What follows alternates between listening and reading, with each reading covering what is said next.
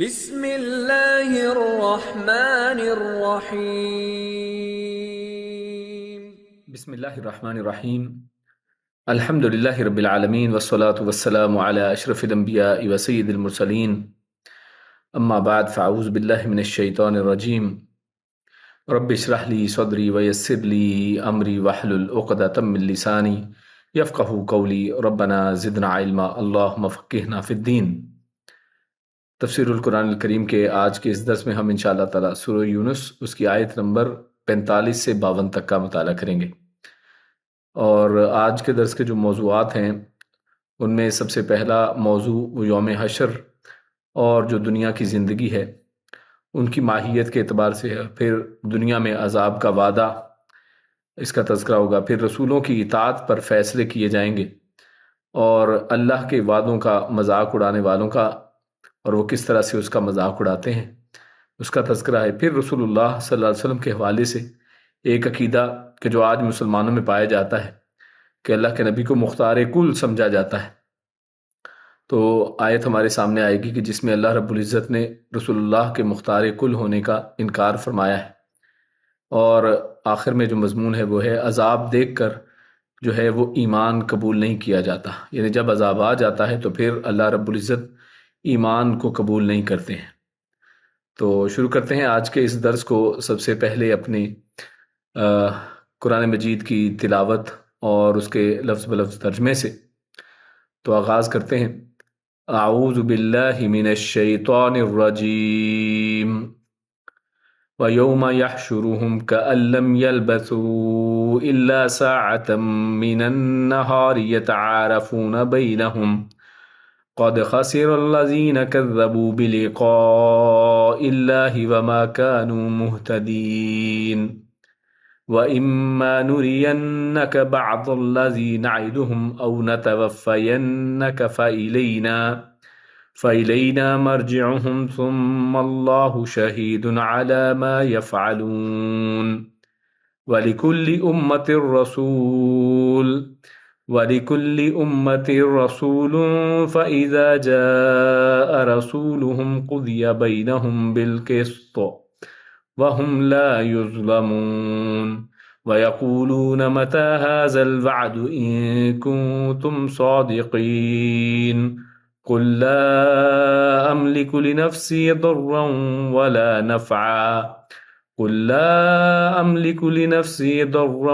وَلَا نَفْعًا إِلَّا مَا شَاءَ اللَّهُ لِكُلِّ أُمَّةٍ أَجَلٌ إِذَا جَاءَ أَجَلُهُمْ فَلَا يَسْتَأْخِرُونَ سَاعَةً وَلَا يَسْتَقْدِمُونَ قُلْ أَرَأَيْتُمْ إِنْ أَتَاكُمْ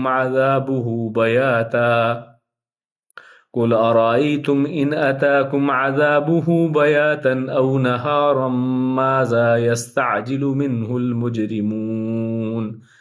أَثُمَّ إِذَا مَا وَقَعَ آمَنتُمْ بِهِ الآن وقد كنتم به تستعجلون ثم قيل للذين ظلموا ذوقوا عذاب الخلد هل تجزون إلا بما كنتم تكسبون۔ اب ان آیات کا ترجمہ آپ کے سامنے پیش کرتے ہیں۔ اللہ رب العزت ارشاد فرماتا ہے، وَيَوْمَ يَحْشُرُهُمْ، وَيَوْمَ اور جس دن، یحشرہم میں حشر یہ اصل لفظ ہے، اور حشر کا معنی ہے اکٹھا کرنا۔ یحشرو وہ اکٹھا کرے گا، ہم ان سب کو، کا یہ جیسے، ان کہ یعنی جیسے کہ، لم نہیں، یلبثو وہ سب رہے یا سب وہ ٹھہرے، الا مگر، ساعتن یہ نکرہ ہے، ساعہ یہ آج کل کی جو عربی ہے اس میں تو ایک گھنٹے کو کہتے ہیں، لیکن اصل میں ساعہ عربی زبان میں ایک چھوٹے سے وقت کے لمحے کو ساعہ کہا جاتا ہے، ایک گھڑی، الا ساعتن مگر ایک گھڑی، من النہاری دن سے، یتعارفون یہ اس میں تعارف کرنا، یہ وہ لفظ جو اردو میں بھی ہم استعمال کرتے ہیں وہی یہاں پر اس کے معنی ہے، یعنی یتعارفون وہ سب پہچان لیں گے ایک دوسرے کو، بینہم آپس میں، قد یقیناً خسیرا خسارے میں رہے الذین وہ لوگ جو کذبوا جن سب نے جھٹلایا. کذبوا کذب بیانی کرنا، اردو میں لفظ استعمال کرتے ہیں، کذاب جھوٹے کو کہتے ہیں. کذبوا ان سب نے جھٹلایا. بلقاء اللہ، لقاء یہ ملاقات، یہ اردو کا لفظ ہے، اسی سے ہے، اللہ کی ملاقات کو جنہوں نے جھٹلایا. وما اور نہ کانوا وہ ہوئے مہتدین ہدایت پر چلنے والے. وَإِمَّا اور اگر نُرِيَنَّكَ، نُرِيَنَّ میں رآ جیسے أَرَأَيْتَ الَّذِي يُكَذِّبُ بِالدِّينِ اس طرح آیتیں آپ سنتے ہیں، تو اس میں ارا کا مطلب یعنی دیکھنا، تو نوریا ہم دکھلائیں گے کا آپ کو بعض الذی بعض یا کچھ حصہ الذی جس کا نعدہم ہم وعدہ کرتے ہیں ان سے، یعنی ہم ان سے جس چیز کا وعدہ کرتے ہیں ہم ان میں سے بعض یا اس کا کچھ حصہ دکھائیں گے، یا اگر ہم دکھائیں، اور اگر واقعی ہم دکھا دیں اس چیز کا کچھ حصہ جس کا ہم ان سے وعدہ کرتے ہیں. او یا پھر نتوفینک، نتوفا میں توفا یا وفات، یہ جو وفا کہتے ہیں یعنی جیسے وفا کرنا بھی اردو میں لفظ استعمال ہوتا ہے، نبھانا اور پورا کرنا، اور جیسے وعدہ وفا کرنا کا لفظ بھی اردو میں استعمال کرتے ہیں. اور یہی لفظ اصل میں جو وفات کا معنی ہوتا ہے، جس میں انسان کی روح کو پورا پورا جو ہے وہ لے لیا جاتا ہے، انسان کے جسم سے نکال دیا جاتا ہے، تو اس کو وفات کہا جاتا ہے، اور یہ اردو میں لفظ استعمال ہوتا ہے، عام فہم ہے. تو او یا پھر نتوفا ہم ضرور فوت کریں کا آپ کو، فَإِلَيْنَا یعنی آپ صلی اللہ علیہ وسلم کے حوالے سے بات کی جا رہی ہے، یا پھر ہم آپ کو فوت کریں فَإِلَيْنَا تو ہماری ہی طرف مرجعہم، مرجع یعنی لوٹنا ہے، ہم ان کا لوٹنا ہماری ہی طرف ہے. ثم اللہ پھر اللہ شہید، یہ شاہد اصل میں شاہد گواہ کو کہتے ہیں، اور شہید اس کا مبالغے کا صیغہ ہے، یعنی جس میں زیادہ جو ہے وہ تفصیل پائی جاتی ہے، یعنی زیادہ گواہ ہے. اللہ بہت زیادہ گواہ ہے اعلیٰ اس پر جو یفعلون وہ سب کرتے ہیں. وَلِكُلِّ أُمَّةٍ و اور لیے کلی ہر ایک امت، ہر امت ہر گروہ ہر امت کے لیے رسول ایک رسول ہے. یہ زمانہ گروہ لوگوں کے لیے استعمال ہوتا ہے، اور ہر امت کے لیے ایک رسول ہے. فَإِذَا پھر جب آ گیا یعنی وہ آ گیا، یعنی مثال مطلب رسول مراد ہے، رسولہم ان کا رسول، تو جب بھی ان کا رسول جب آ گیا قُضِیَ تو فیصلہ کر دیا گیا، بینہم ان سب کے درمیان میں، بالقسط قسط کے ساتھ، قسط انصاف کو کہتے ہیں یعنی عدل انصاف، تو انصاف کے ساتھ ان کا فیصلہ کر دیا گیا جب ان کا رسول ان کے پاس آ گیا. وہم اور وہ لا یظلمون وہ ظلم، وہ سب لا نہیں یظلمون ظلم کیے جاتے. یظلمون میں یہ فعل مجہول ہے، پیسو وائس جس کو بولتے ہیں، پیسو وائس ٹینس ہے، تو وہ ظلم نہیں کیے جاتے. وَيَقُولُونَ اور وہ سب کہتے ہیں، متا کہ کب ہے، کب پورا ہوگا، ہذا یہ الوعد وعدہ، یہ وعدہ کب ہوگا، ان کنتم اگر تم ہو صادقین سچے، یعنی مسلمانوں سے پوچھتے ہیں کہ یہ وعدہ کب ہوگا. کل آپ فرما دیجئے لا نہیں، املکو میں مالک، میں مختار یا اختیار رکھنے والا، میں نہیں اختیار رکھتا، لنفسی اپنے نفس کے لیے بھی، لیے نفس یہ نفس جان کو کہتے ہیں، اور یہ جو آخر میں چھوٹی ہے یہ اپنے یعنی میرے یا اپنے کے معنی میں اپنے لیے بھی اپنے نفس کے بارے میں بھی اختیار نہیں رکھتا. ضررن کسی نقصان کا، ولا اور نہ ہی نفعن کسی نفع کا. تو ضررم ولا نفعن اس کے اندر ضرر اور نفع کے اندر جو کسی کا جو معنی ہے یہ اس کے نکرہ ہونے کی وجہ سے ہے، یعنی کسی طرح کا بھی نقصان یا کسی طرح کا بھی جو نفع ہے میں اس کا اپنی جان کے لیے بھی مالک نہیں ہوں، اپنی جان کے لیے بھی اس کا اختیار نہیں رکھتا، الا سوائے اس کے ما جو شاء اللہ جو اللہ چاہے. ما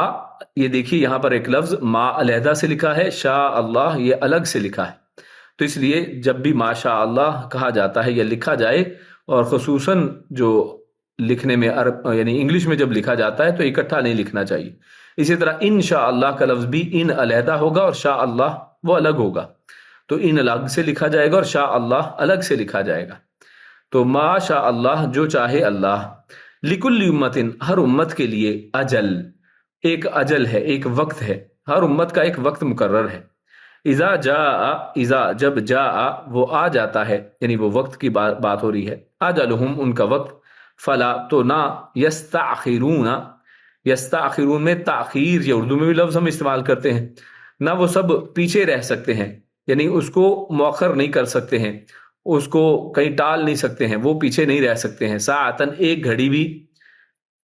ولا اور نہ ہی یستقدمون نہ وہ سب آگے بڑھ سکتے ہیں،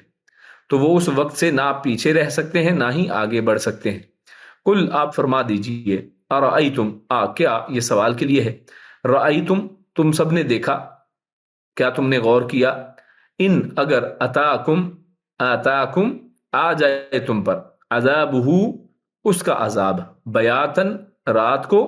بیاتن یہ بیت جو لفظ ہے جس کو گھر کہتے ہیں اسی سے ماخوذ ہے، آگے اس کی تفصیل میں جائیں گے۔ اگر اس کا عذاب رات کو آ جائے، او نہارن یا پھر دن کو آ جائے، ماذا وہ کیا چیز ہے، ما کیا، ذا جو، یستعجلو جلدی طلب کر رہے ہو، یعنی تم کس چیز کو جلدی مانگ رہے ہو، منہ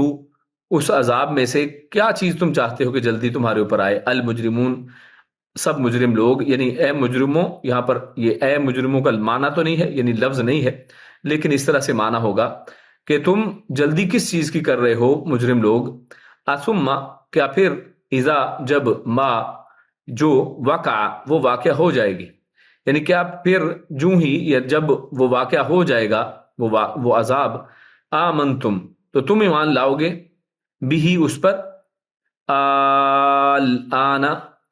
یہ اس کو آنا کو، یہ الف کے اوپر جو ایک مد ہے اس کو 6 حرکتوں جتنا لمبا پڑا جاتا ہے، آنا، تو تجوید کے قواعد کے مطابق اس کو یاد رکھیے کہ اس کو آن نہیں پڑھنا ہے بلکہ کو 6 حرکتوں جتنا لمبا کر کے پڑھیں گے، تو آنا کیا اب ایمان لاتے ہو، وقد حالانکہ یقیناً تم سب تھے، بھی اس کو، تستعجلون تم سب جلدی طلب کرتے، یعنی عذاب کو، اس عذاب کو تم جلدی مانگتے تھے، تو کیا اب عذاب آنے کے بعد تم ایمان لاؤ گے، ثم پھر قیلا کہا جائے گا، للذین ان لوگوں سے جو، ظلموا جن سب نے ظلم کیا، ذوقوا تم سب چکھو، عذاب الخلد عذاب کو، الخلد ہمیشگی کا، خالدین فیہا کا لفظ بھی آتا ہے نا بار بار قرآن مجید میں، تو خلد یہ وہی لفظ ہے، عذاب الخلد ہمیشگی کے عذاب کو چکھو، حل کا مطلب اصل میں تو ہے کیا، لیکن آگے اگر الا آ جائے تو حل کا معنی نہیں کیا جاتا ہے، تو حل نہیں، تجزونا تم سب بدلہ دیے جاؤ گے، الا مگر، بما ساتھ اس کے جو، یا اسی کا جو، تم سب تھے، تکسبون جو کسب کرتے، جو کمایا کرتے تھے، اسی کا تم بدلہ دیا جاؤ گے، اس کے علاوہ کا بدلہ نہیں ہوگا، تو الا کے ساتھ اور حل کے ساتھ وہ علاوہ کی نفی ہے کہ تم صرف اسی کا بدلہ دیے جاؤ گے جو تم کمایا کرتے تھے۔ تو یہ آیات ہیں، آیت نمبر 45 سے 52 تک کی آیات کا ہم نے تلاوت اور ترجمہ آپ کے سامنے پیش کیا۔ تو آپ جانتے ہیں کہ اس سے پہلے جو مضمون چل رہا تھا پچھلے درس میں ہم نے دیکھا، تو اس کے پہلے ربط کلام کو جان لیتے ہیں کہ پہلے بات چیت کیا ہو رہی تھی، تاکہ اس حوالے سے آج کے اس مضمون کو اس کے ساتھ انٹیگریٹ کرنے میں، اس کے ساتھ ملا کر سمجھنے میں ہمیں آسانی ہو۔ تو آپ نے جانا کہ پچھلی دفعہ جو بات ہوئی کہ تمام کفار جو ہے ان لوگوں نے قرآن کریم کا، رسول اللہ صلی اللہ علیہ وسلم کی نبوت کا، اس کا انکار کیا، اور اللہ رب العزت نے اس انکار کی وجوہات بیان فرمائیں،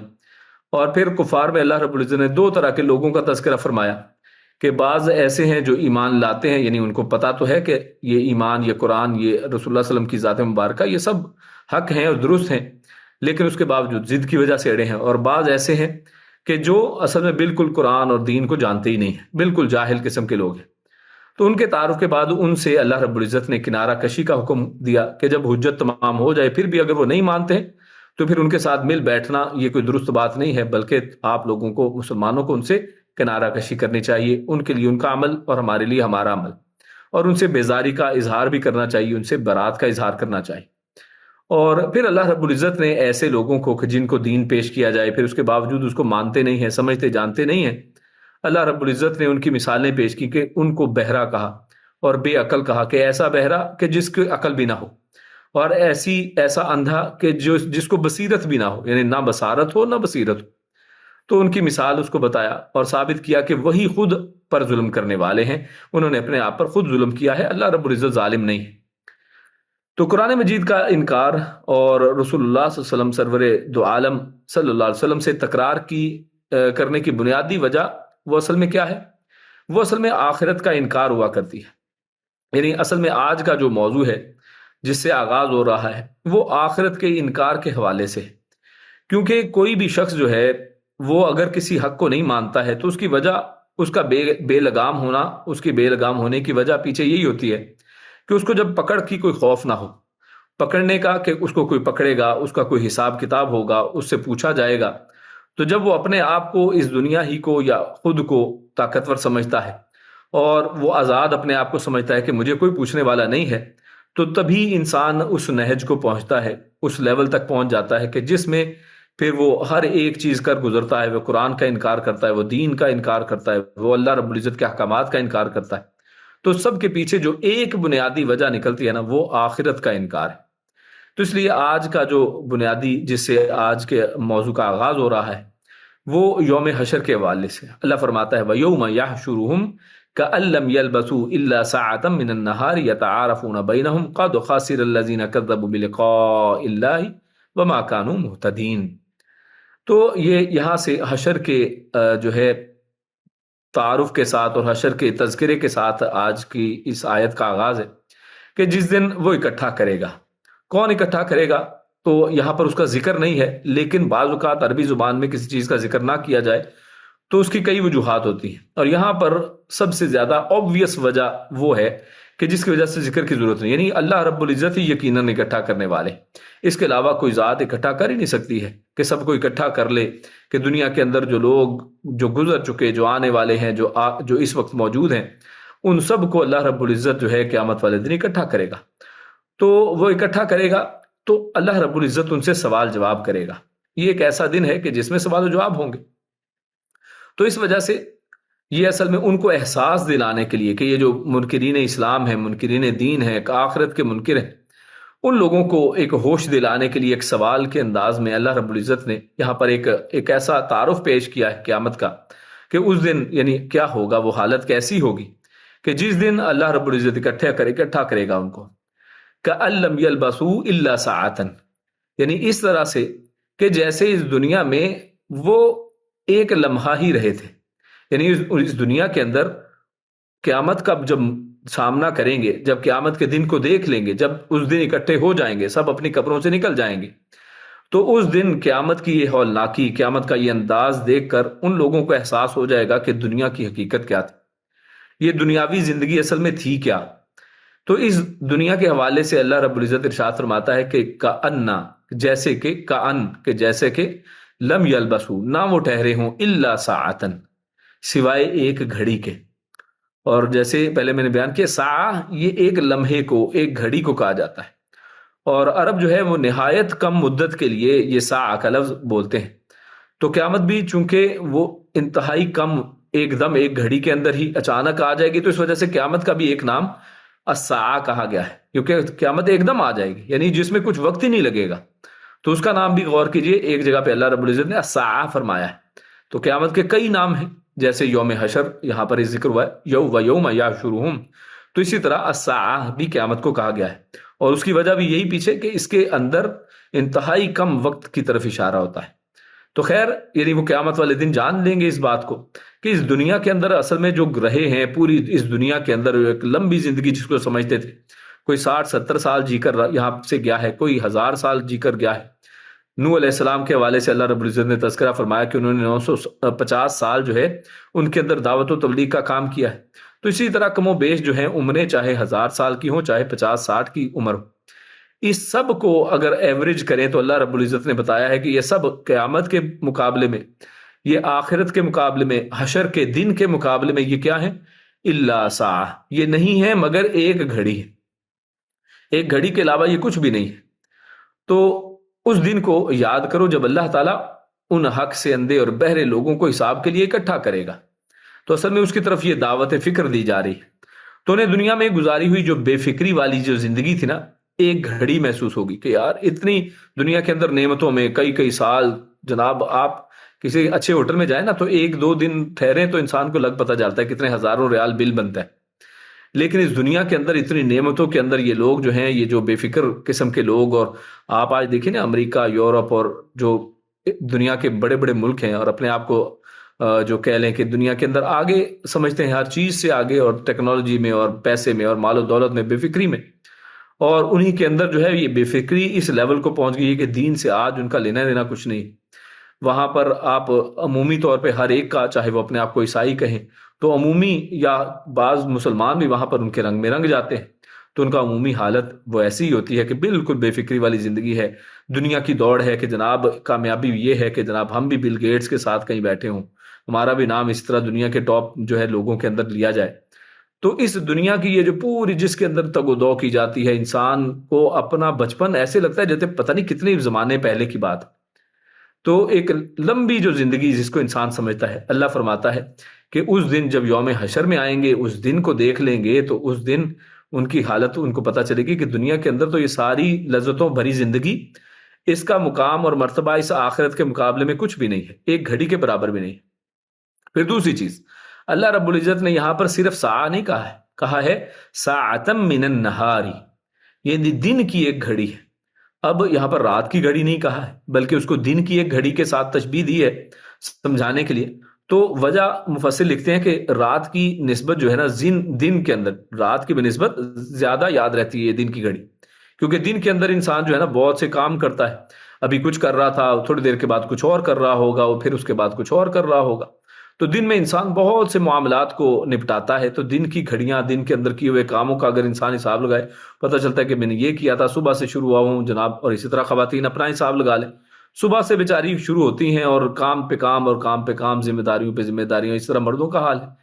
تو یہ پوری زندگی کو اگر آپ دیکھیں، اور خصوصاً دن، اس کے آپ تمام لمحات کو اپنے سامنے دیکھ سکتے ہیں.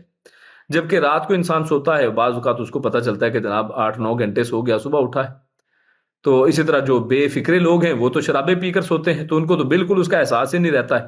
کہ کتنے دن سوئے ہیں. بعض اوقات کئی کئی دن ہوش کے بعد ہوش آتا ہے. تو اس لیے اللہ رب العزت نے ساعتم من النہار کے ساتھ اس کو تشبیہ دی ہے کہ دن کی وہ گھڑیاں کہ جس کو انسان پہچان سکتا ہے، جن کے بارے میں انسان کو معلوم ہوتا ہے، تو اس لیے اس کا تذکرہ فرمایا ہے. تو اور اس کے بعد اللہ رب العزت فرماتا ہے یتعارفون بینہم. تو یہ جو جملہ ہے کہ دن میں، جیسے وہ دن کی چند گھڑیاں ہی دنیا میں رہے ہوں گے،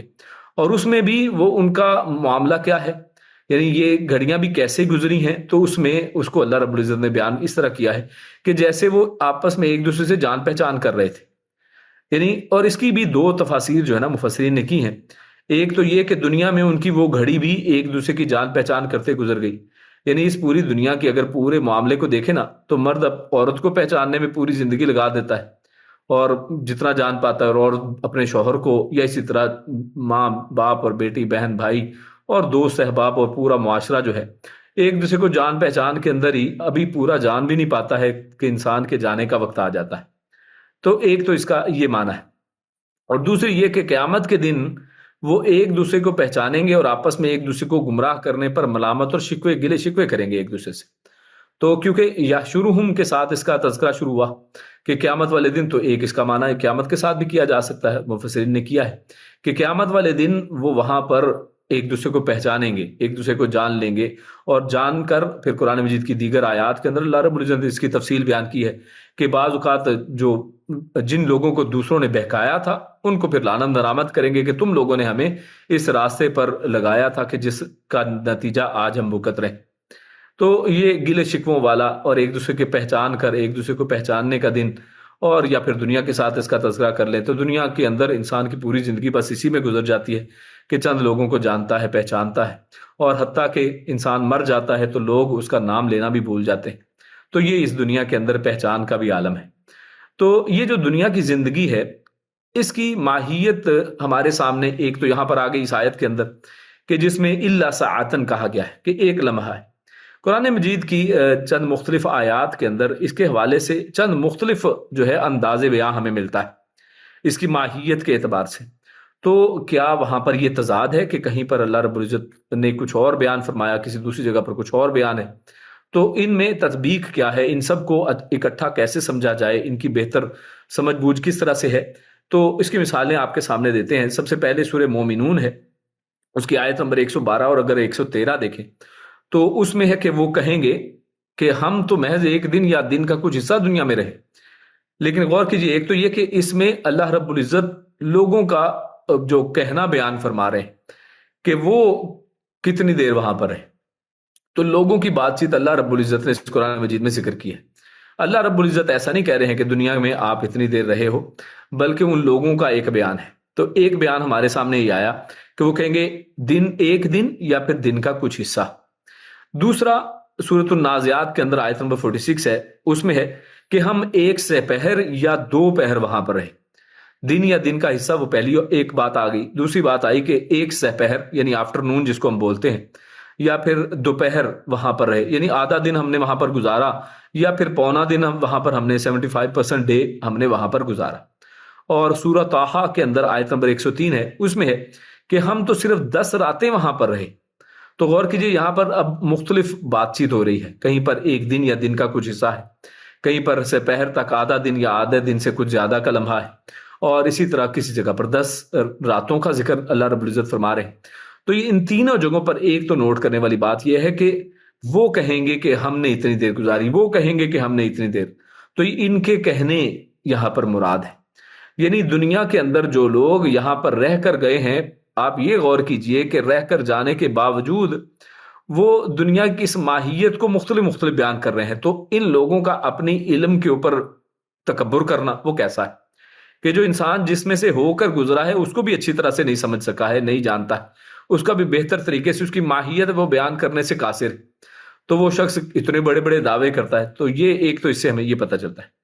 اب ایک گھڑی رہنے اور ان آیات میں کیا تطبیق ہوگی،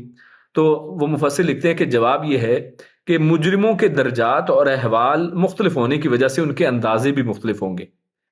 کہ لوگ جو ہے نا، جو جرم کرنے والے لوگ، اور جن سے یہ پوچھا جائے گا اصل میں کہ ہاں بھی بتاؤ ذرا پھر دنیا میں کتنی دیر رہے، تو ان کی جو مختلف یہ باتیں ذکر مختلف انداز میں ہوئی ہیں، کوئی لمحہ کہتا ہے، کوئی 10 دن کہتا ہے، کوئی آدھا دن کہتا ہے، تو وجہ ان کے جرم ہے، وجہ ان کے احوال ہیں کہ اس کے حوالے سے وہ بات چیت کریں گے۔ کسی کو وہ ایک لمحہ لگے گا، کسی کو وہ آدھا دن لگے گا، کسی کو وہ پونا دن لگتا ہے، کسی کو کچھ دن لگتے ہیں، 10 دن لگتے ہیں کہ شاید 10 دن میں وہاں پر رہا۔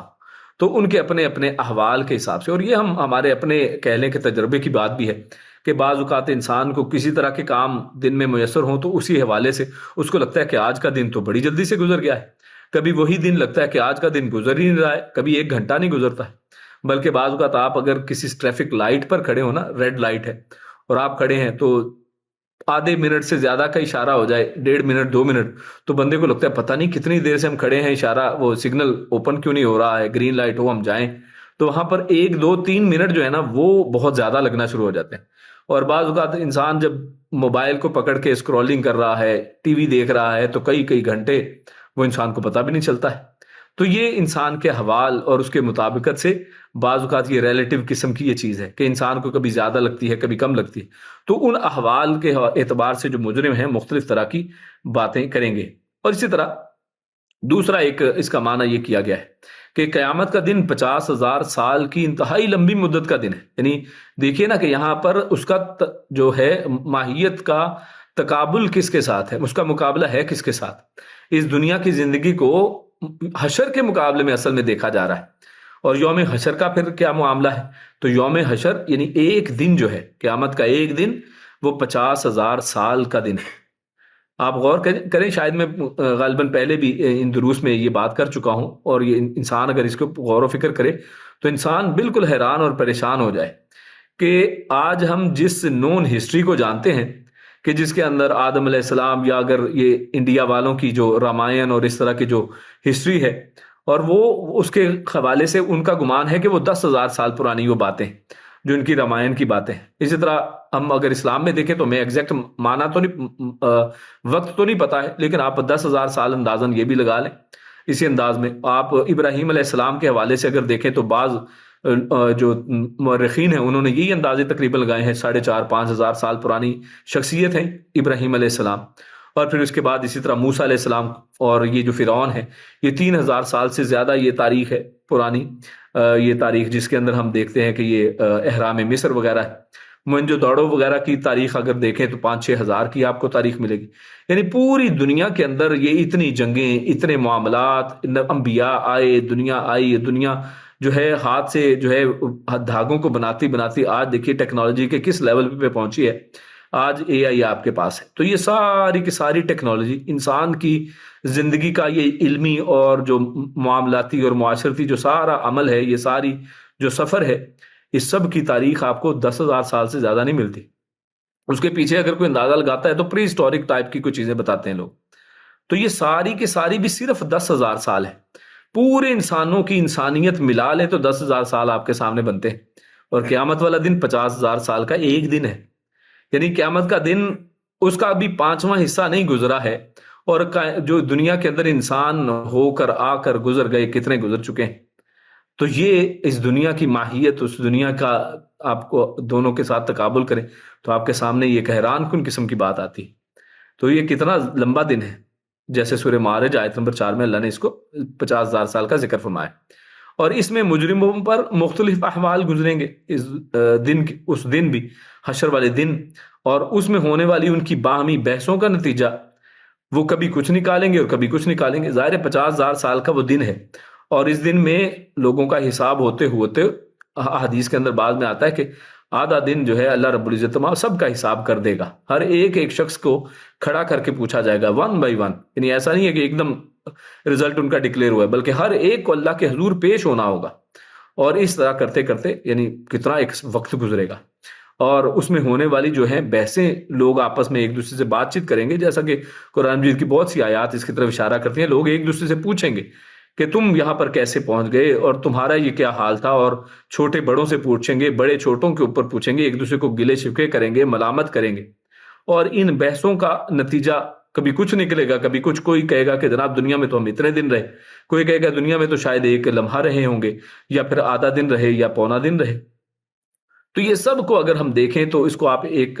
جملے میں اگر کہیں تو یہ ہے کہ یہ ان کی بدحالی کا ایک اظہار ہے، کہ یہ حالت ہے انسان کی، کہ جو نہ دنیا کے اندر یہ اندازہ لگا سکتا ہے نہ آخرت کے اندر۔ اور اس دنیا کی زندگی کا اندازہ لگا لے تو ایک چھوٹی سی زندگی ہے، جس کے کہہ لیں عوض میں ہم آخرت کو خراب کر لیتے ہیں۔ اس دنیا کو سنوارنے میں لگے رہتے ہیں کہ دنیا میں ہم یہ بن جائیں، ہمارے بچے یہ بن جائیں، ہماری جناب دنیا اس طرح سنور جائے، جبکہ آخرت جو اصل میں لمبی زندگی ہے، جو اصل میں ہمیشگی کی زندگی ہے، اس کی فکر ہی نہیں ہے۔ تو یہ اصل میں وہ دن ہے جس کے ساتھ اس کو متقابل جو ہے ہمارے سامنے اس کا تقابلی جائزہ آتا ہے۔ اور آخر میں اللہ فرماتا ہے قد خسر الذین کذبوا بلقاء اللہ وما كانوا مہتدین۔ اللہ نے یہاں پر قد کہہ کر، یعنی اللہ کی بات تو یقیناً ویسے ہی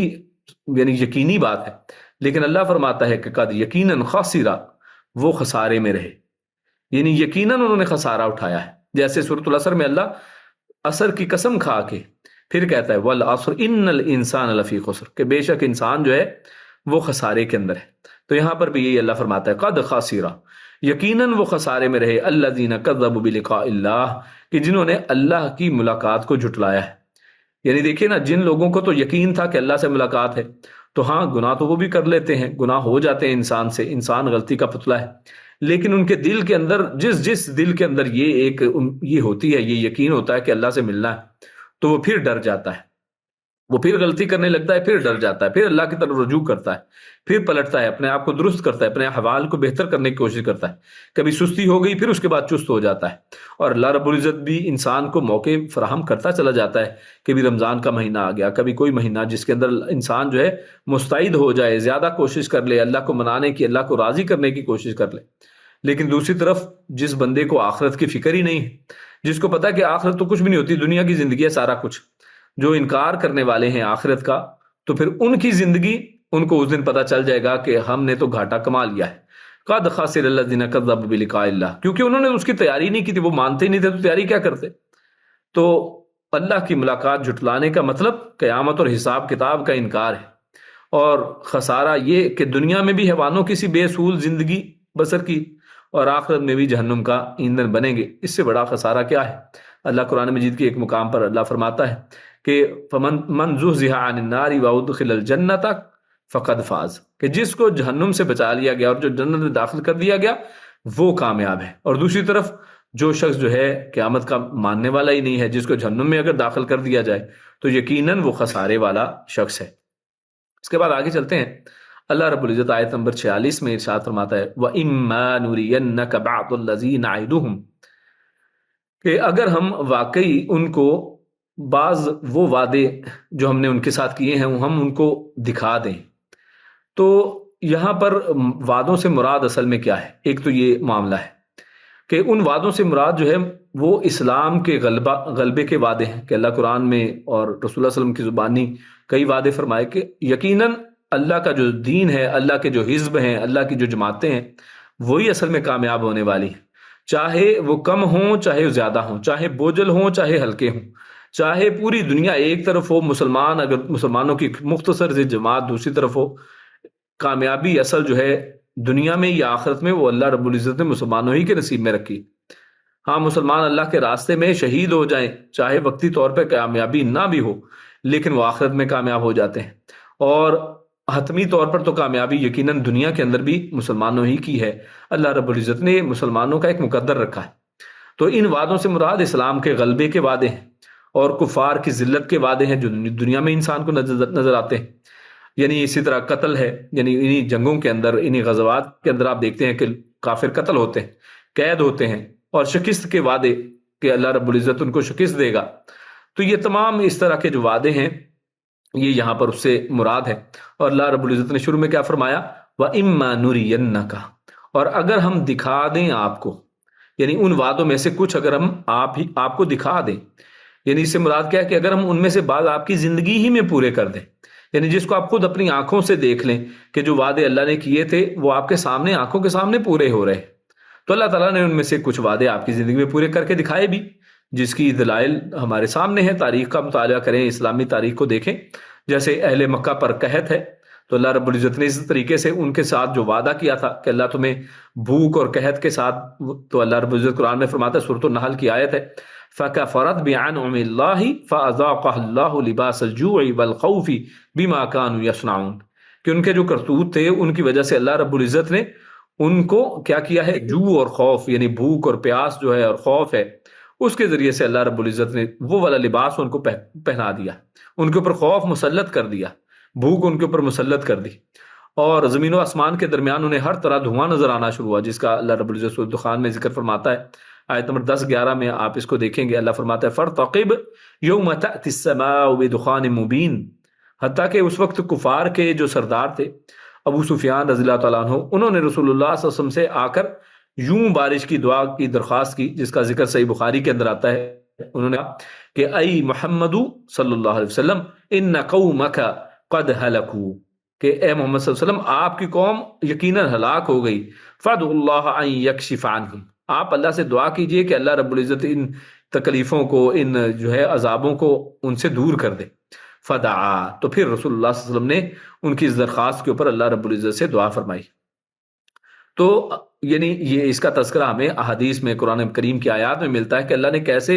ان کے اوپر، کبھی ان کے اوپر سختی کر کے ان کے اوپر عذابوں کی شکل میں اللہ نے اپنے وعدے جو تھے وہ پورے کیے ہیں. اور پھر اسی طرح بدر، احد، خندق، حدیبیہ، اور آخر میں فتح مکہ و خیبر اور پورے جزیرہ عرب کا آپ کی زندگی میں جو حلقہ بگوش اسلام ہونا ہے، تو یہ اسلام کا غلبہ یہ اللہ کے نبی صلی اللہ علیہ وسلم کے زمانے میں ہی آپ صلی اللہ علیہ وسلم نے اس کو اپنی آنکھوں سے دیکھ لیا. تو یہ سب کچھ اللہ تعالیٰ نے آپ صلی اللہ علیہ وسلم کو آپ کی زندگی میں دکھا دیا، جس کی طرف یہ پہلے حصے کا اشارہ ہے. وَإِمَّا نُرِيَنَّكَ بَعْضَ الَّذِي نَعِدُهُمْ، یا پھر دوسرا حصہ اللہ فرماتا ہے او یا نَتَوَفَّيَنَّكَ فَإِلَيْنَا مَرْجِعُهُمْ، یا پھر یعنی ہم ایک تو یہ ہے کہ آپ کو دکھا دیں آپ کی آنکھوں کے سامنے، او نَتَوَفَّيَنَّكَ، یا ان میں سے بعض کے پورا کرنے سے پہلے ہی آپ کو فوت کر دیں. یعنی بعض اور بھی کئی وعدے ہیں اللہ رب العزت جو قرآن کریم میں ارشاد فرمائے ہیں اور حدیث کے اندر آئے ہیں، وہ وعدے اللہ کے نبی صلی اللہ علیہ وسلم کی زندگی میں پورے نہیں ہوئے. ان سے پہلے ہی اللہ کیا فرماتا ہے؟ او نَتَوَفَّيَنَّكَ، ہم ان کو پورا کرنے سے پہلے ہی آپ کو فوت کر دیں. تو ایک تو یہاں پر یہ عقیدے کا بھی مسئلہ سمجھ لیں کہ بعض لوگ ہمارے معاشرے میں، خصوصاً پاکستان انڈیا کے اندر خصوصی طور پر، کیونکہ وہاں پر عربی زبان نہیں بولی جاتی ہے، اردو زبان ہے، تو لوگ یہ فوت کا لفظ رسول اللہ صلی اللہ علیہ وسلم کے حوالے سے بولنے کو توہین سمجھتے ہیں رسول اللہ صلی اللہ علیہ وسلم کی، یا اس کو بڑا عجیب و غریب سمجھا جاتا ہے، جبکہ اللہ رب العزت نے خود اس لفظ کو استعمال کیا ہے۔ ہم قرآن مجید کی جب تلاوت کرتے ہیں اس کو بولتے ہیں، اس کو کہتے ہیں، اور دوسری بات یہ ہے کہ اس کے پیچھے بعض بدعقیدگیاں ہیں جس کی وجہ سے وہ ایسی باتیں نہیں اور ان الفاظ کو استعمال نہیں کرتے۔ وہ سمجھتے ہیں کہ اللہ کے نبی جو ہیں وہ زندہ ہیں اور وہ ہماری ہر بات سنتے ہیں اور وہ ہمارے جو ہے ہماری جھولیاں بھرتے ہیں، اور رسول اللہ صلی اللہ علیہ وسلم ہمارے جو ہے معاملات کو آگے اللہ کی طرف پیش کرتے ہیں، اور اس طرح کے بہت سے ایسے بدعقیدگیاں ان لوگوں نے کیونکہ رسول اللہ صلی اللہ علیہ وسلم کے تعلق سے بنا رکھی ہیں، تو اس لیے اس طرح کے الفاظ کو استعمال نہیں کرتے ہیں، اور لوگ ان کی جہالت اور گمراہی کا شکار اس لیے ہو جاتے ہیں، ان کے پیچھے اس لیے لگ جاتے ہیں کہ خود قرآن کو کبھی معنی کے ساتھ، ترجمے کے ساتھ غور و فکر سے پڑھا نہیں ہوتا ہے۔ اور یہ آیت ہمارے سامنے ایک واضح ثبوت ہے۔ اللہ فرماتا ہے او نتوفینک، یا پھر ہم آپ کو فوت کر دیں۔ اور قرآن مجید کی دیگر آیات میں اللہ کے نبی صلی اللہ علیہ وسلم کے وفات کا تذکرہ بھی اللہ رب العزت نے فرمایا ہے، اور یہ وہی آیات ہیں کہ جن کو دلیل بنا کر سیدنا جو ہے ابو بکر صدیق رضی اللہ تعالیٰ عنہ نے رسول اللہ صلی اللہ علیہ وسلم کی وفات کے وقت خطبہ دیا تھا، اور لوگوں کو یہ یقین دلایا کہ رسول اللہ کے جو تو اللہ رب العزت کی عبادت کرتا ہے تو وہ جان لے کہ اللہ رب العزت حی لا یموت ہے، وہ تو زندہ ہے، وہ مرنے والا نہیں ہے، اور جو رسول اللہ صلی اللہ علیہ وسلم کی عبادت کرتا تھا، اگر کوئی ان کی عبادت کرتا تھا تو وہ جان لے کہ آج وہ فوت ہو گئے۔ تو جس کے بعد پھر مسلمانوں کو یقین آ گیا اور ان کے سامنے بات واضح ہو گئی، یعنی آپ کی وفات کے بعد انہیں اللہ رب العزت پورا کر دے گا۔ تو اس وفات کے لفظ سے ہمیں ہمارے عقیدے کا بھی ایک تصحیح ہوتی۔ آگے اللہ فرماتا ہے فَإِلَيْنَا مَرْجِعُهُمْ۔ اچھا، یہ جو وفات کے بعد کے جو وعدوں کی بات تھی، تو کچھ وعدے آپ صلی اللہ علیہ وسلم کی وفات کے بعد خلفاء کے زمانے میں پورے ہو گئے، یعنی جلد ہی پورے ہو گئے، یعنی بہرحال آپ کے سچا ہونے میں تو کوئی شک نہیں رہا کہ اس زمانے میں ہی اللہ رب العزت نے کئی ایسی چیزیں پوری کر دی، جیسے غلبت الروم، یہ قرآن مجید میں آیت آئی، اللہ رب العزت نے روم کے حوالے سے ایک پیشن گوئی کی۔ تو اللہ کے نبی صلی اللہ علیہ وسلم کے زمانے میں تو لیکن جلد، یعنی چند سالوں کے اندر یہ بہت سی چیزیں مسلمانوں کے سامنے ہوتی چلی گئی، اور یعنی کچھ اللہ کے نبی کے زمانے میں، اور پھر اس کے بعد کے زمانوں کے اندر یہ جو اللہ رب العزت نے رسول اللہ صلی اللہ علیہ وسلم نے خندق کھودتے وقت اللہ کے نبی صلی اللہ علیہ وسلم نے جو ہے فارس اور شام کی فتح کی، اللہ رب العزت نے نوید، رسول اللہ صلی اللہ علیہ وسلم نے نوید سنائی تھی، خوشخبری سنائی تھی۔ تو یہ مسلمانوں کے ادوار، بعد کے خلفاء کے ادوار کے اندر یہ ہمارے سامنے پوری ہوئی، اور ہم نے دیکھا، اس تاریخ کے اندر پڑھا کہ یہ سارا کچھ اللہ رب العزت نے مسلمانوں کو دکھا دیا۔ بہرحال معزز قرآن میں وہ لکھتے ہیں شاہ عبد القادر کے غلبہ اسلام کچھ آپ صلی اللہ علیہ وسلم کے روبرو ہوا اور باقی آپ کے خلیفوں سے، یعنی کچھ غلبہ اسلام تو آپ صلی اللہ علیہ وسلم کے سامنے ہو گیا، اور کچھ بعد کے خلفاء کے زمانوں کے اندر اللہ رب العزت اسلام کو جو غلبہ دینا تھا وہ ہمارے سامنے۔ فَإِلَيْنَا مَرْجِعُهُمْ، تو آگے اللہ فرماتا ہے پھر ہماری ہی طرف ان کا لوٹنا ہے، یعنی آخر کار تو اللہ رب العزت ہی کی طرف لوٹنا ہے۔ یعنی کوئی اگر ان کے علاوہ اگر کوئی دیکھے کہ اگر دنیا کے اندر آپ کہیں آج کہ دنیا کے اندر یہ لوگ تو بڑے عیش و عشرت سے گزر رہے ہیں، دنیا کے اندر تو بڑی بہترین زندگیاں گزار رہے ہیں، تو اللہ فرماتا ہے فَإِلَيْنَا مَرْجِعُهُمْ، کہ ان کا لوٹ کر آنا تو ہماری ہی طرف ہے، یعنی دونوں حالتوں میں انہیں ہماری طرف ہی لوٹ کر آنا ہے، چاہے بعض جو ہیں اس کی نشانیاں اللہ آپ کے سامنے دکھا دے، یا آپ کے جانے کے بعد خلفاء کے زمانے میں یا بعد کے زمانوں کے اندر وہ ہمارے سامنے آئیں، لیکن اصل اور حقیقی بات تو یہ ہے کہ ان کو لوٹ ہماری ہی طرف آنا ہے، اور اللہ رب العزت تو ہمیشہ کے لیے، تو پھر اللہ تعالیٰ اس پر اچھی طرح گواہ ہے۔ ثم اللہ شہید علی ما یفعلون، کہ آپ جب چلے جائیں گے تو آپ کے بعد پھر ان کے اوپر گواہ کون بنے گا؟ کیونکہ قرآن مجید کی بعض آیات میں اللہ کے نبی صلی اللہ علیہ وسلم کو اللہ نے ارشاد فرمایا کہ آپ ان قوموں کے اوپر شہید بنیں گے، ان کے اوپر گواہ بنیں گے، تو لیکن رسول اللہ صلی اللہ علیہ وسلم جب وفات پا جائیں گے تو اس کے بعد پھر کون گواہ ہے؟ اگر اللہ کے نبی صلی اللہ علیہ وسلم حاضر و ناظر ہوتے، اگر اللہ کے نبی آج بھی زندہ ہوتے تو وہی شہید ہوتے، لیکن نہیں، اللہ نے فرمایا فَإِلَيْنَا مَرْجِعُهُمْ، اگر آپ کو اللہ جب وفات دے دے گا تو اس کے بعد پھر اللہ کی طرف لوٹ کر آنا ہے، اور پھر اصل گواہ پھر کون رہے گا؟ جو ہمیشہ سے گواہ، تو وہ اللہ رب العزت کی ذات ہے کہ جو ہمیشہ سے تھی، ہر چیز کو دیکھنے والی، ہر چیز کا احاطہ کرنے والی ذات، وہ اللہ کی ذات ہے۔ اور جیسے پہلے میں نے ذکر کیا کہ شاہد یہ گواہ کو کہتے ہیں، اور شہید یہ اس کے اندر مبالغہ ہے، یعنی اللہ سے زیادہ بڑا گواہ کون ہو سکتا ہے؟ تو جو بھی تم وہ عمل کرتے ہیں اس کے اوپر اللہ رب العزت یقیناً زبردست گواہ ہے۔ وَلِكُلِّ أُمَّةٍ رَسُولٌ، پھر اس کے بعد اللہ رب العزت ارشاد فرماتا ہے کہ اللہ رب العزت جو ہے نا کسی بھی قوم کو، یعنی اللہ کی طرف جب لوٹ کے تو آتے ہیں، اور اللہ دنیا میں بعض عذابوں سے یا بعض چیزوں سے یہ حق کو واضح کر دیتا ہے، تو لیکن اللہ فرماتا ہے کہ اس سے اللہ رب العزت کسی کے اوپر ظلم نہیں کرتا ہے کہ کوئی کہے کہ اس کے پاس کوئی حق بات آئی نہیں تھی، اس کے باوجود اس کے اوپر جو ہے اس کو کیوں پکڑا جا رہا ہے. تو اللہ فرماتا ہے وَلِكُلِّ أُمَّةٍ رَسُولٌ، تو ہر ایک امت کے لیے رسول ہے. اب اس آیت کی نا یہ اس کے بھی دو مفاہیم، دو تفاسیر وہ بیان کی گئی ہیں. ایک تو اس کا جو obvious معنی ہمارے سامنے ہے کہ جو اس کا آیت کا مفہوم ہمارے سامنے ہے کہ وَمَا كُنَّا مُعَذِّبِينَ حَتَّى نَبْعَثَ رَسُولًا، سورہ بنی اسرائیل آیت نمبر 15 کی روشنی میں جس کو ہم جان سکتے ہیں کہ اللہ فرماتا ہے اور ہم کبھی عذاب دینے والے نہیں یہاں تک کہ کوئی پیغام بھیجنے والا نہ بھیجے. یعنی اللہ رب العزت تب تک نہیں پکڑتا ہے، تب تک عذاب نہیں دیتا ہے جب تک کوئی رسول نہ بھیج دے. تو یہ صرف رسول اللہ صلی اللہ علیہ وسلم کے حوالے سے بات نہیں ہو رہی، یہ اوورآل اللہ رب العزت کا یہ طریقہ رہا ہے، اللہ کی یہ سنت رہی ہے کہ اللہ رب العزت ہمیشہ رسول بھیجتا ہے تاکہ لوگوں کے اوپر حجت تمام ہو جائے، ان کو صحیح راستہ بتا دیا جائے. پھر بھی لوگ اگر بہتر چوائس نہیں کرتے ہیں، حق کو نہیں پہچانتے ہیں، حق کو قبول نہیں کرتے ہیں، تو پھر اس کے بعد ان کا اپنا معاملہ ہے. تو اللہ فرماتا ہے کہ ہم نے ہر ایک امت کے اوپر رسول بھیجا ہے، یعنی دنیا میں ہر قوم کی طرف کوئی نہ کوئی پیغام پہنچانے والا بھیجا جاتا ہے. پھر اس کی نافرمانی اور فرمانبرداری کو مد نظر رکھ کر جزا اور سزا کا فیصلہ انصاف کے ساتھ کیا جاتا ہے. اب یہ بڑا اہم بات ہے اور اس کو سمجھنا اور سننا چاہیے. یہ وہ بات ہے اصل میں کہ جس میں بعض آج کے مسلمان بھی جو ہیں وہ ملوث ہیں اور وہ یہ سمجھتے ہیں کہ ہمارے لیے جو ہے نا وہ قرآن مجید کافی ہے، رسول اللہ صلی اللہ علیہ وسلم کی بات کی کوئی دلیل نہیں ہے، اللہ کے نبی کی بات کوئی محفوظ نہیں ہے، اور جناب یہ لوگوں کی اور محدثین کے قصے کہانیاں ہیں، انہوں نے بس یادداشت کی بنیاد کے اوپر جو کچھ سنا ادھر ادھر کی چیزیں وہ باتیں انہوں نے گھڑ لیں اور لکھ لیں اور بیان کرتے جا رہے ہیں. یہ اصل میں رسول اللہ صلی اللہ علیہ وسلم کی حیثیت کو گھٹانے والی بات ہے، جبکہ اللہ رب العزت فرما رہا ہے کہ اللہ رب العزت نے ہر امت کے اوپر رسول بھیجے. اللہ رب العزت نے یہ کہیں پر بھی پورے قرآن میں نہیں فرمایا کہ اللہ نے ہر نبی کے اوپر کوئی کتاب بھیجی، بلکہ کتابیں یہ اللہ رب العزت کا اپنا، یعنی کہہ لیں کہ اللہ کی چوائس ہے، اللہ کا اختیار ہے کہ جس نبی کو چاہے یا جس رسول کو چاہے وہ کتاب عطا فرمائے، اور اگر نہ عطا فرمائے تو وہ رسول اور اس کا فرمان اللہ کے ظاہر ہے اللہ رب العزت کے حکم سے ہوتا ہے. اللہ کے نبی، اللہ کے رسول جو کچھ بھی فرماتے ہیں وہ اللہ رب العزت کے حکم سے فرماتے ہیں. کوئی بھی نبی ہو، اللہ کی طرف سے وحی آتی تھی انبیاء کو اور وہ انبیاء اپنی امت کو وہ پیغام بھیجتے تھے، اسی لیے تو ان کو رسول کہتے ہیں. رسول کا معنی ہی یہ ہے کہ پیغمبر جو پیغام پہنچانے والا ہو، جو پیغام لے اور آگے اس کو پہنچا دے، یہ ہوتا ہے رسول. یعنی رسول کی ڈیفینیشن بنیادی معاملہ یہ ہے. تو جب رسول کی بات کو مانا نہ جائے تو اصل میں آپ نے اس رسول کی ڈیفینیشن کو ہی جو ہے وہ ختم کر کے رکھ دیا ہے. یعنی جب رسول کی بات مانی ہی نہیں جائے گی، ان کی اطاعت کیسے کریں گے؟ یعنی ان کی بات کو آپ محفوظ ہی نہیں سمجھتے ہیں،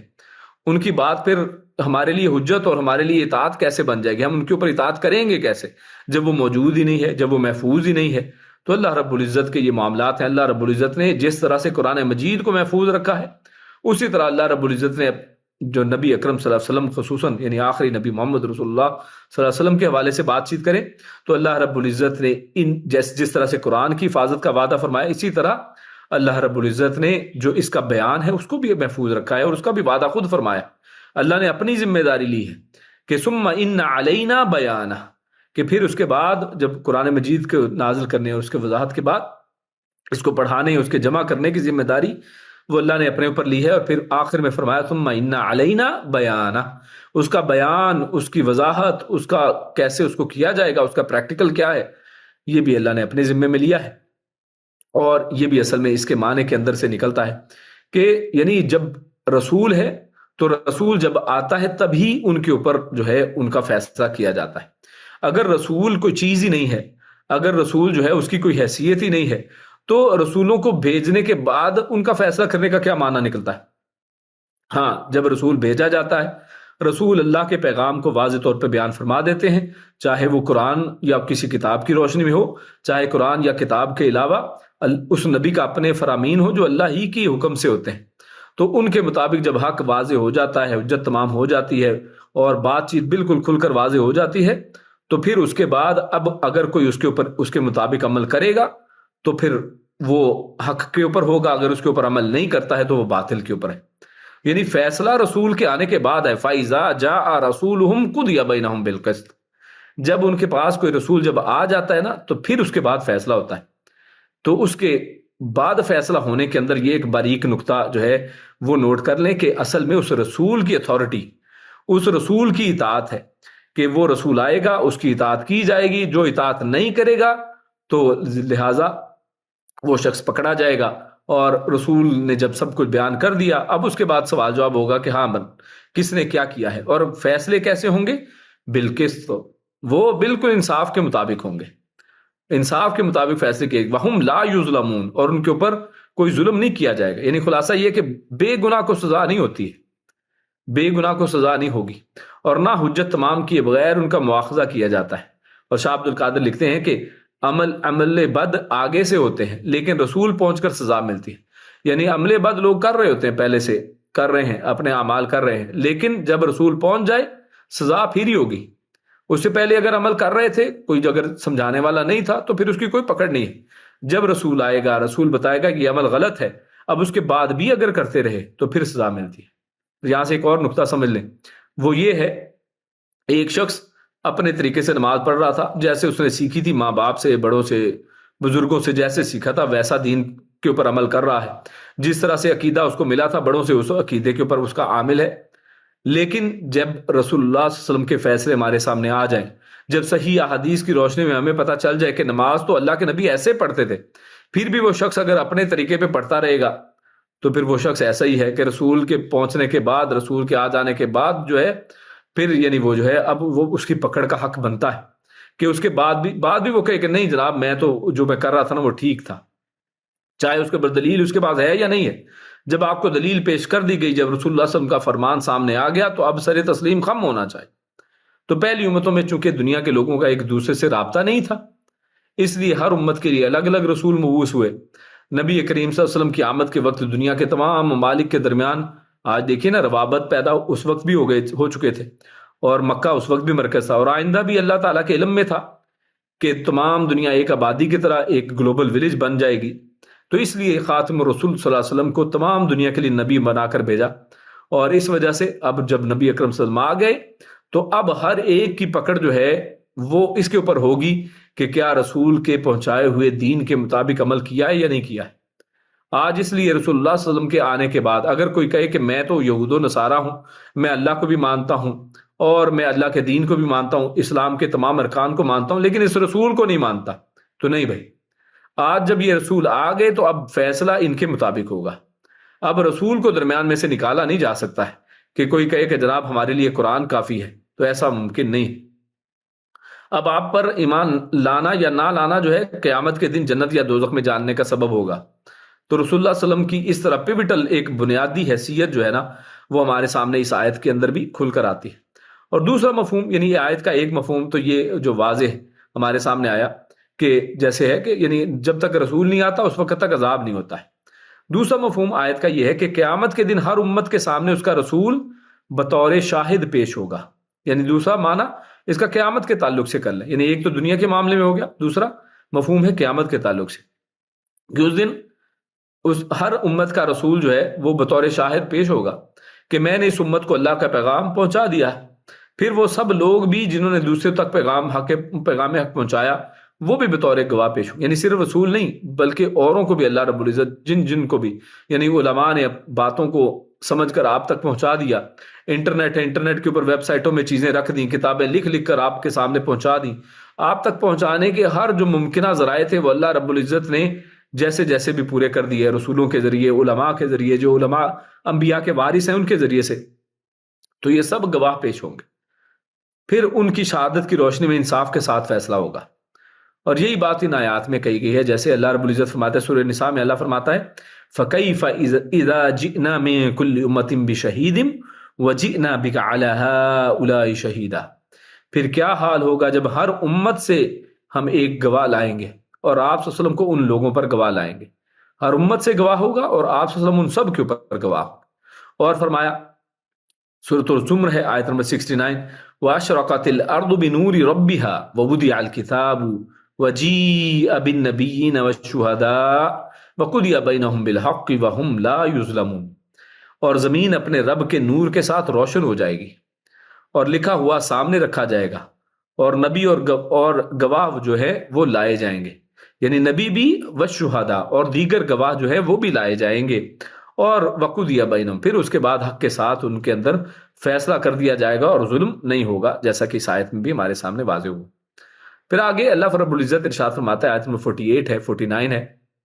فرمایا وَيَقُولُونَ مَتَىٰ هَٰذَا الْوَعْدُ إِن كُنتُمْ صَادِقِينَ۔ اب غور کیجئے، اللہ رب العزت تو ڈرا رہا ہے ان کو قیامت والے دن سے، لیکن یہ لوگ ایسے جو ہے بدبخت ہیں، بے نصیب ہیں کہ اب وعدہ الہی کی وہ تصدیق کر رہے ہیں، اب اس کا مذاق بنا رہے ہیں، اللہ رب العزت کے وعدوں کا مذاق اڑا رہے ہیں۔ اور مذاق اڑانے کا یہ ایک انداز ہے کہ جب بعث بعد الموت اور قیامت کے حساب کے خلاف ان کے پاس کوئی دلیل نہ رہی تو ان کا آخری تیر یہ تھا کہ لاؤ وہ قیامت، وہ عذاب لاتے کیوں نہیں؟ متى هذا الوعد، یہ وعدہ کب پورا ہوگا؟ ان کنتم صادقین، آپ کو جھوٹا کہہ رہے ہیں کہ اگر آپ سچے ہیں، یعنی ان کا خیال یہ ہے کہ آپ سچے نہیں ہیں، اس لیے وہ کہہ رہے ہیں کہ اگر آپ سچے ہیں تو پھر وہ وعدہ لے کے آئیں، یعنی وہ وعدہ نہیں آ رہا، اس کا مطلب ہے کہ آپ جھوٹے ہیں، نعوذ باللہ نعوذ باللہ۔ تو یہ ان کا ایک انداز تھا کہ وہ عذاب لاتے کیوں نہیں، یہ وعدہ جو تم کرتے ہو کب پورا ہوگا؟ تو جب معلوم ہو کہ امتحان ہونا یقینی ہے، پھر آدمی محض اس لیے تیاری نہ کرے یا اس کا انکار کرے کہ اس کی تاریخ بتاؤ، یعنی انسان جو ہے نا وہ انکار کرنے کے انداز ہیں، بندہ کہے کہ بھی تاریخ بتاؤ، تیاری ہے کوئی نہیں، تو ڈیٹ شیٹ کیا ہے، تو ایسے آدمی کی بے عقلی میں کیا شبہ ہے؟ مگر ان کے اصرار پر اللہ تعالیٰ نے جواب دیا، جو آگے اللہ فرماتا ہے، قل، اے پیارے حبیب صلی اللہ علیہ وسلم آپ فرما دیں، یعنی یہ آپ سے کہہ رہے ہیں نا کہ متى هذا الوعد، یہ وعدہ کب آئے گا، یہ قیامت کب آئے گی، یہ حشر کب قائم ہوگا جس دن سب کچھ پوچھا جائے گا، یہ سب کچھ ہوگا، یہ عذاب کب آئیں گے؟ تو اللہ کے نبی صلی اللہ علیہ وسلم آپ فرمائیے، اللہ فرماتا ہے لا املک لنفسی ضر ولا نفع، کہ اے پیارے حبیب آپ ان سے کہیں کہ میں تو اپنے لیے بھی، اپنی نفس کے لیے بھی کوئی اختیار نہیں رکھتا، نہ نفع کا، ولا فرمایا ضر ولا نفع، نہ کسی نقصان کا نہ ہی کسی نفع کا۔ اب اس آیت کے اندر یعنی واضح طور پر تو یہاں پر ایک پیچھے بات چیت چل رہی ہے، اس اعتبار سے دیکھیں تو اللہ رب العزت واضح طور پر فرما رہا ہے اللہ کے نبی صلی اللہ علیہ وسلم کے حوالے سے کہ میں نے تمہارے لیے اس دن کو لانا میری ذمہ داری نہیں ہے، اس دن کے لانا یہ میرے اختیار میں نہیں ہے، نہ میری ذمہ داری ہے کہ میں اس کا تعین کر دوں کہ جناب کب یہ وعدہ آئے گا، نہ اس کے دن کا تعین میں کر سکتا ہوں۔ اب اگر اللہ کے نبی صلی اللہ علیہ وسلم عالم الغیب ہیں تو تعین کر دیتے، لیکن اللہ رب العزت نے واضح فرمایا کہ آپ ان کو بتائیں کہ مجھے اس دن کا پتہ نہیں ہے، اس کا تعین نہ میرے اختیار میں ہے نہ مجھے علم ہے۔ ہر امت کا اللہ تعالیٰ کی طرف سے ایک وقت مقرر ہے، ہر امت کا ایک وقت مقرر ہے، لکل امت اجل، ہر امت کا ایک وقت ہے، جب وہ آ جائے گا پھر ایک لمحے کا آگا پیچھا نہیں ہوگا۔ یعنی اس لیے قیامت کا کہ قیامت والا دن، وہ جو اصل میں جس دن قیامت قائم ہونی ہے، دنیا کا اخیر ہونی ہے، اس کا انتظار تو بعد کی بات ہے نا، جب انسان مر جاتا ہے تو اس کے لیے لکل امت اجل، تو اس کا تو فیصلہ ہو گیا، سمجھے اس کا تو کام تمام ہو گیا۔ اب وہ قیامت کب آتی ہے نہیں آتی، اب اس کے لیے اب اس کا انتظار جو ہے وہ اب قبر کے اندر ہے، اب قبر کے بعد اس نے اٹھنا ہے تو قیامت والے دن ہی اٹھنا ہے، یعنی اس کے لیے قیامت اس کے موت کا وقت ہی آ جاتی ہے، یعنی اس کے لیے وہی قیامت کا ٹائم سمجھے آ گیا کہ اس کے بعد کچھ وہ کر نہیں سکتا ہے، عمل کے اوپر اس کی استطاعت اور طاقت قدرت نہیں رہتی۔ تو اس وجہ سے ہر امت کے لیے تو ایک وقت مقرر ہے، ہر بندے کا ایک وقت مقرر ہے، اس لیے اس کو چاہیے کہ قیامت کی گھڑی کا انتظار نہ کرے کہ پتہ نہیں قیامت تو کب آنی ہے، اس کو پتا ہونا چاہیے کہ موت پتہ نہیں کب آنی ہے، اس لیے موت ہی کو قیامت کے حساب سے وہ سمجھے، ہر ایک چیز کا ایک اللہ رب العزت نے ہر ایک کا وقت مقرر کر رکھا ہے، اور جب وہ آ جائے گی اذا جاء اجلهم، جب وہ آ جائے گی نا فلا یستأخرون ساعۃ ولا یستقدمون، تو جس طرح ایک قیامت کا دن آنے میں کوئی آگے پیچھے گھڑی نہیں ہے، اس طرح فرمایا کہ جب بھی وہ وقت آتا ہے نا تو اس کے اندر کوئی آگے پیچھے ہونے کا سوال ہی پیدا نہیں ہوتا، نہ وہ ایک گھڑی اس سے پیچھے رہ سکتے ہیں کہ خود چاہیں کہ نہیں وہ ہم اس میں نہ شامل ہوں، اور نہ ہی اس سے آگے بڑھ سکتے ہیں کہ پہلے اپنے اوپر وہ قیامت لے آئیں، کوئی ایسا نہیں کر سکتا ہے۔ تو ایک تو اس میں اللہ رب العزت نے واضح طور پر وہ جو پیچھے ایک موضوع چل رہا ہے اس حوالے سے بات کی، اور دوسرا ہمارے سامنے یہ ایک بات آتی ہے جو اللہ رب العزت نے فرمایا کل لا املک لنفسی ضر ولا نفع، یعنی تمہاری موت کا وقت یا عذاب آنے کا وقت سب اللہ تعالیٰ ہی کی مشیت اور مرضی پر ہے، میری مرضی وہ کتنی ہے، میری مرضی تو کچھ ہے ہی نہیں، میرے اختیار میں تو میرا اپنا نفس، اور اس نفس کے لیے کوئی نقصان یا نفع وہ بھی میرے اختیار میں نہیں ہے، وہ جب چاہے گا جب مرضی وہ تم پر عذاب وہ لے آئے گا۔ اور اس حوالے سے قاضی شوکانی وہ فرماتے ہیں کہ اس آیت میں ان لوگوں کو سخت تنبیہ ہے جو مصیبتوں اور مشکل کی گھڑیوں میں جنہیں اللہ کے سوا کوئی نہیں ٹال سکتا، وہ نبی اکرم صلی اللہ علیہ وسلم کو پکارتے ہیں اور آپ صلی اللہ علیہ وسلم سے مدد طلب کرتے ہیں۔ یعنی ان لوگوں کو یہاں پر غور و فکر کرنا چاہیے۔ ہماری امت کے اندر دیکھیے کتنے لوگ ہمارے گھروں میں، ہمارے ہمسایوں میں، ہماری گلیوں میں اس عقیدے کے مالک ہیں کہ بھر دو جھولی میری یا محمد، در پہ آئے ہیں تیرے سوالی۔ وہ سمجھتے ہیں کہ اللہ کے نبی آپ ہمیں بلا لیں، جب بلاوا آئے گا نا تو پھر ہم مدینہ شریف جائیں گے، اللہ کے نبی کے بلاوے کا انتظار کرتے ہیں۔ جبکہ اللہ کے نبی صلی اللہ علیہ وسلم فرما رہے ہیں خود قرآن مجید کے اندر کہ لا املک النفسی درم ولا نافع، نہ میں اپنے لیے، اپنی جان کے لیے بھی میں کسی نفع نقصان کا مالک نہیں ہوں۔ جو شخص، جو ہستی اپنی نفع نقصان کی مالک نہیں ہے، آپ ان کو ہر چیز کا نفع نقصان کا مالک سمجھتے ہیں، آپ ان کو مختار کل سمجھتے ہیں، یہ قرآن مجید کے خلاف عقیدہ ہے۔ یعنی اس کو اور کچھ بھی نہ سمجھیں تو سمپل یہی سمجھ لیں کہ قرآن مجید میں یہ عقیدہ بالکل اس سے مختلف طریقے سے اللہ نے بتایا ہے، تو لہٰذا آپ اپنے عقیدے کو ریوائز کریں۔ وہ لوگ جن کا یہ عقیدہ ہے ان کو چاہیے اس کے اوپر غور و فکر کریں۔ تو یعنی اللہ کے علاوہ کسی اور سے مدد نہیں مانگی جا سکتی، اللہ کے علاوہ کوئی نہ نقصان پہنچانے پہ قادر ہے، نہ ہی نفع پہنچانے پہ قادر ہے۔ اگر کوئی نقصان پہنچا سکتا ہے تو وہ صرف اللہ کی ذات ہے، اگر کوئی نفع پہنچا سکتا ہے صرف اللہ کی ذات ہے۔ یہی توحید ہے، یہی وہ پیغام ہے جو بار بار ہم اس کو دہراتے ہیں۔ اسی کے لیے تمام انبیاء آئے ہیں، تو ہم انہی انبیاء کو اللہ کے ساتھ شریک بنا لیں، یہ کیسی بیوقوفانہ بات ہے۔ تو نبی اکرم صلی اللہ علیہ وسلم سے ایسی چیزیں چاہنا کہ جنہیں اللہ کے سوا کوئی پورا ہی نہیں کر سکتا، یعنی مانگنا یہ کہ میرے تقدیر میں آپ مدینہ لکھ دیں، اب یہ تقدیر کو لکھنے والا اللہ ہے یا رسول اللہ صلی اللہ علیہ وسلم کی ذات ہے؟ مدینہ بلا لیں، کیا اللہ بلاتا ہے یا رسول اللہ صلی اللہ علیہ وسلم کے ہاتھ میں اللہ نے یہ معاملہ دیا ہوئے؟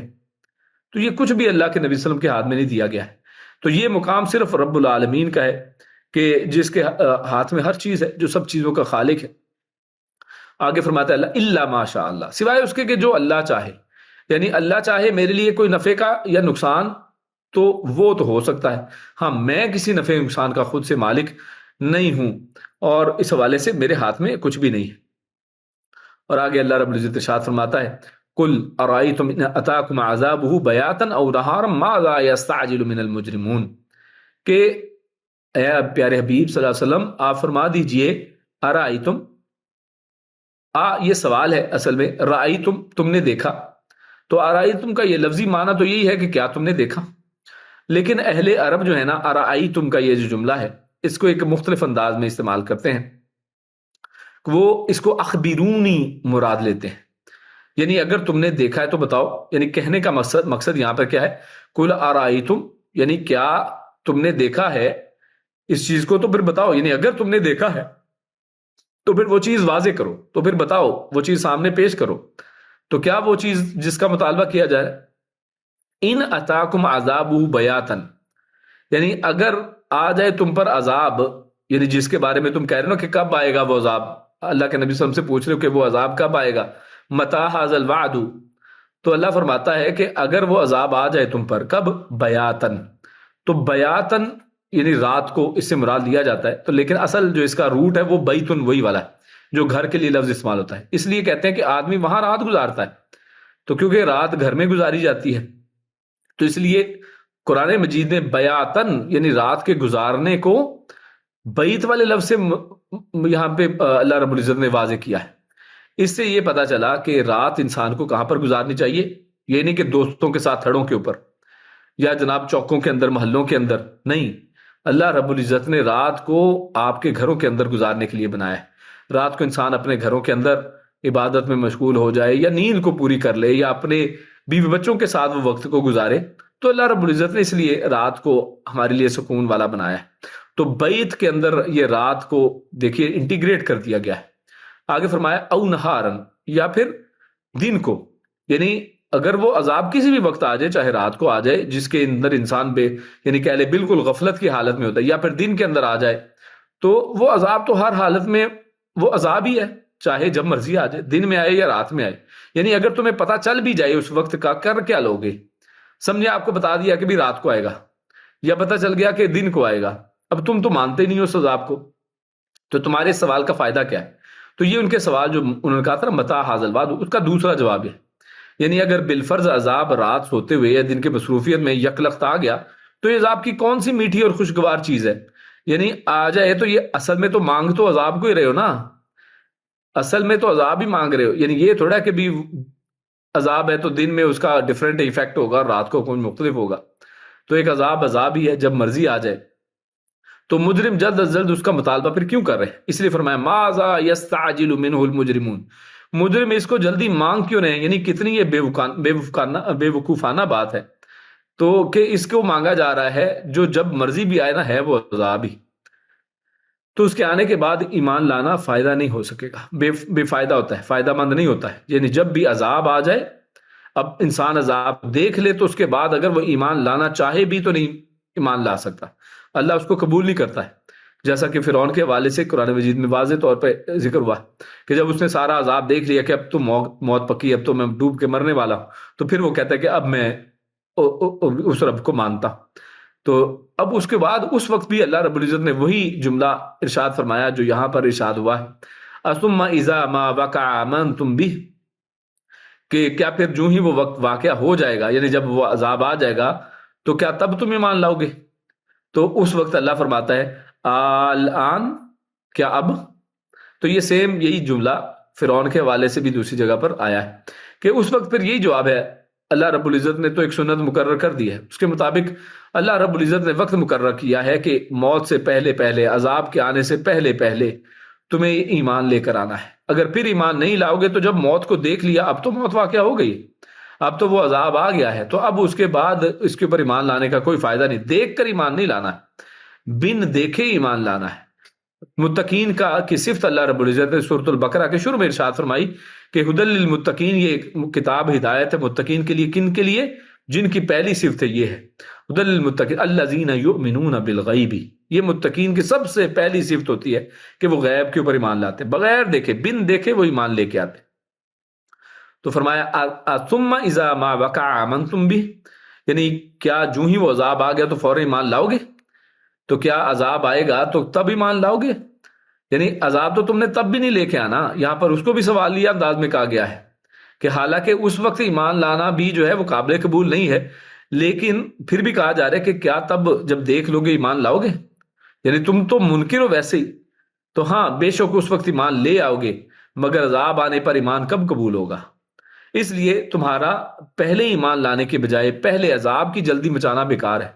وقد کنتم بھی تستعجلون، یعنی وہ تو جس کی جلدی تم مچا رہے ہو وہ تو آ گئی. تو اس لیے تمہیں جو مانگنا چاہیے نا وہ ہدایت مانگنی چاہیے. جب بھی مانگو جلدی مچاؤ تو کہو یا اللہ مجھے جلدی جلدی ہدایت دے دے، یا اللہ کہیں اگلا لمحہ جو ہے میرے وفات کا، موت کا نہ ہو، کہیں آگے میرے پاس وقت باقی بچا نہ ہو، مجھے نہیں پتا ہے. تو اس لیے جلدی کس کے لیے انسان مچائے؟ ایمان کے لیے جلدی مچانی چاہیے. یا اللہ مجھے جلد ایمان دے دے، یا اللہ جلد میری ہدایت کا بندوبست کر دے. اور اس کے لیے پھر ایسی جگہوں کا تلاش کرنا، ایسے لوگوں کا، ایسے دوستوں کا، ایسی محفلوں کو تلاش کرنا. تو یہ انسان کے اس جو ہے جلدی مچانے کے اندر، اس کے اوپر جلدی مچانی چاہیے. اس کے اندر دیر نہیں کرنی چاہیے کہ اچھا کل دیکھیں گے، کل سوچیں گے، نہیں، اس کے اندر جلدی مچائیں، ورنہ اس عذاب کی جلدی مچانے کا کیا فائدہ ہے. اور آخر میں اللہ فرماتا ہے ثم قیل للذین ظلموا ذوقوا عذاب الخلد هل تجزون الا بما کنتم تکسبون، کہ پھر اس وقت کہا جائے گا کہ ان لوگوں سے جو ظلم کرنے والے تھے نا کہ آج پھر عذاب کا مزہ چکو. یہ عذاب پھر ایسا نہیں ہے کہ ایک دن میں ختم ہو جائے. عذاب الخلدی، یہ جہنم کے اندر جو عذاب ہے یہ ہمیشہ کے عذاب ہے. موت کو ذبح کر دیا جائے گا، اب اس کے بعد موت نہیں آنی ہے. اور حل تجزون الا بما کنتم تکسبون. اور اللہ رب العزت نے آخر میں یہ بھی کہا کہ یہ جو عذاب تم پر آ رہا ہے نا یہ وہی ہے کہ جو تم نے کمایا ہے. تو یہ ان کے لیے ڈانٹنے کے لیے مزید یہ ایک ڈانٹ کا انداز ہے. یہ بات عذاب آنے پر انہیں مزید ڈانٹنے اور ذلیل کرنے کے لیے کہی جا رہی ہے کہ آج پھر چکھو یہ مزہ. یعنی ابھی تو یہ چکھ رہے ہو مزہ، ابھی پورا عذاب تو اور دیکھنا، اس کے کیسی کیسی زبردست تمہیں پورے کھانے پیش کیے جائیں گے جس میں انتڑیاں جو ہیں وہ پگھل جائیں گی، ایسے گرم جو ہیں وہ چیزیں پلائی جائیں گی. تو خیر قرآن مجید میں آگے جب وہ واقع آئیں گے تو ان میں وہ پڑھا جائے گا. اللہ رب العزت ہمیں عذاب قبر سے، عذاب آخرت سے، جہنم کے عذاب سے، تمام عذابوں سے اللہ رب العزت محفوظ فرمائے. اللہ رب العزت ہمیں اس زندگی کے اندر بھی ایمان کے اوپر رکھے، اور جو کمی بیشی اللہ رب العزت جلد اس کو دور فرمائے اور ہمارے ایمان کو مکمل کامل فرمائے. جس طرح کہ رسول اللہ صلی اللہ علیہ وسلم ہمیں دے کر یہ دین گئے ہیں اس کے اوپر عمل کرنے کی توفیق عطا فرمائے. اور ان لوگوں سے اللہ رب العزت ہمیں دور رکھے. اور اگر ہمارے اندر کوئی ایسے دوست اور احباب لوگ ہمارے معاشرے میں ہیں، اللہ رب العزت ہم سب کو ان کے لیے دعا کرنی چاہیے کہ اللہ ان سب کو بھی ہدایت دے اور ان سب کو یہ باتیں سمجھائی جائیں کہ تم آج ہی مان جاؤ، آج اس دین کو سمجھ جاؤ اور اس کے اوپر عمل کرنے والے بنو. اس کے اندر لیٹ نہ کرو، جلدی جو ہے وہ اس کے اندر کرنی چاہیے کہ انسان ایمان کے اوپر آنے کے لیے جلدی کرے. اسی پر اپنی بات کو ختم کرتے ہیں. اللہ رب العزت نیک عمل اور اچھی سمجھ کی توفیق عطا فرمائے. سبحان ربک رب العزت عما یصفون وسلام علی المرسلین والحمد للہ رب العالمین. جزاکم اللہ خیر و بارک اللہ فیکم. السلام علیکم ورحمۃ اللہ وبرکاتہ.